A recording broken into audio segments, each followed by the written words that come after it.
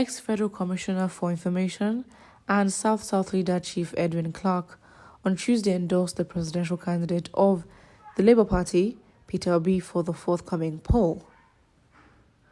Clark, who addressed journalists at his Asokoro residence, Abuja, declared that with the former Anambra governor as president of Nigeria, the country would be more united.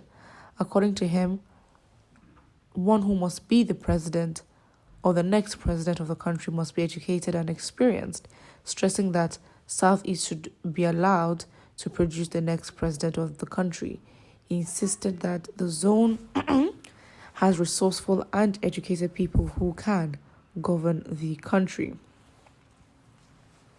So this individual has given his support for Peter Obi. I mean, obviously, this is coming after Obasanjo, a key individual who has also endorsed Peter Obi as well. And I think it's very essential, especially as the elections are coming up. We are closer now than ever, and the endorsements, they're very much important. But more than just that, I feel like the Labour Party has a lot of work to do, especially with especially with operations and how the electoral process will go. I mean, it's sort of out of their hands because they're under INEC, and how voting would eventually turn out to some degree may not necessarily be in their power. So I think that should be the plan for now. I think right now what they need is proper big endorsements, for example, like that of Obasanjo's. But as they're going forward right now, there's so much work to be done, and I don't think endorsements right now is what they need. I mean, obviously, it's not like as if they're going to force people to endorse them, but right now, they shouldn't give any replies to it. They just need to work, to be honest. The campaign council, how, they need to... I mean, I think this would be an incredibly difficult election, not because he's not capable of winning, but the system that already exists that makes things very difficult to credit. Well, wonderful. Everybody's becoming an obedient. Mark Ogwai says, don't say had I known, join the train now before it's too late. Remember, had I known is a brother to Mr. Too Late. Anyways, to be honest, you can say that, but had I known it's too late, I mean, it's already too late. Nigeria's already destroyed, to be honest. Not that, it cannot be rebuilt, but we literally have to start from scratch. So too late, had I known. I think, to be honest, it is even justified for anyone to be calm and, I guess, patient and not be in a rush to support anybody at first, because, the work that lies ahead of whoever is going to win, in an ideal sense, it's not going to be easy, definitely not. And that's why whoever, will have the power and who will be given that presidential seat, needs to be someone, that can be competent. But how do you test? It's like the person has to get into office first for you to now actually really test them. Because really, all what's going on is, how well they can back themselves and back their talk. And of course, Peter Obi, his tenure as governor, and of course, all the things he's done, in his political career, does come to light, which is very important. And, the same can go for the other political candidates. But really, it's only until the person wins and is in office, not just in office, but in office for, let's say, a few months to a year or two, then you can see, because again, change and progress doesn't just come immediately. And I think it's also a shortcut way for Nigerians to think that just getting one president will just change everything. I mean, of course, because of how much power, is actually given to the president, yes, it's something that, of course, we should all focus on. But to be honest, the work really lies ahead in terms of how much, you're expecting Mr. President to do. And I think, to be honest, in thinking of development and where Nigeria should go, I think it's just, how like in a company is literally, let's say it's going bankrupt, they have managerial issues, they have, efficiency issues. So they literally outsource and get someone in for the meantime to just, literally fix the mess.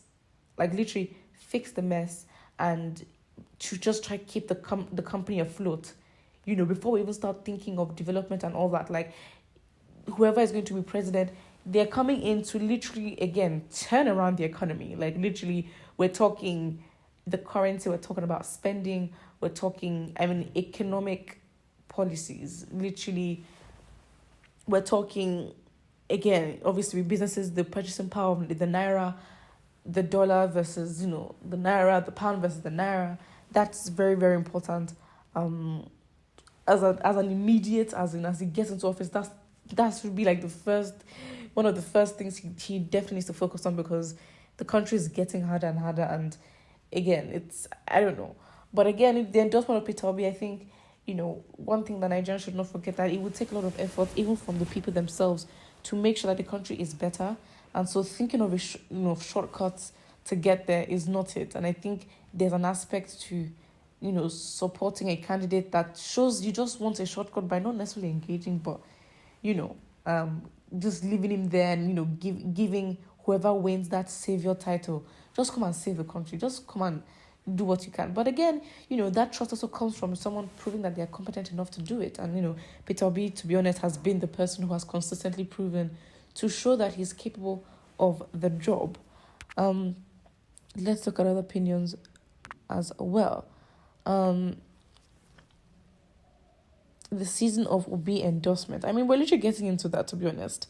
God bless you, sir, for doing the right thing at the right or at the most appropriate time. And of course, this is in response to the individual that had just endorsed Peter Obi. Now the true statesmen are now talking. What is the difference between Obasanjo and Clark?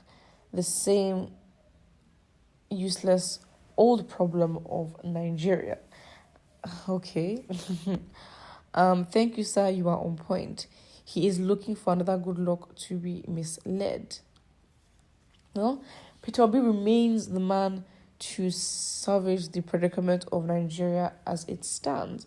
Well, he is the best option out of, limited options. So it is wise to go for that, in my opinion. But we'll definitely see how it is. We'll see how it goes. Again, you can't have too much expectation. Why? Because, again, until this person, whoever it is, until you start to see, literally, because I feel like Nigerians don't need the words, they don't need, and I think that's a good thing, with the change of mindset. I mean, we've had to suffer a lot to get to here, but Nigerians, I don't think, are in a position where they actually need someone to give them the nice words, have a manifesto. Been there, done that. Nigerians don't have that grace and mercy to hear what you want to say, as in, come here and do your job.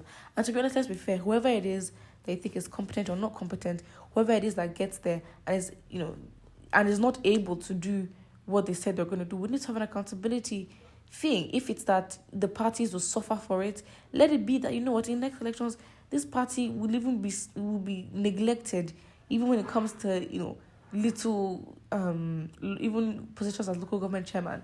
I mean, the party will be fully neglected because the consequences have to go to the individual and, of course, the party that produced the candidate. That is if whoever the candidate is that wins does not perform as expected. Anyways, put what you think about this in the comment section below, and don't forget to like and subscribe.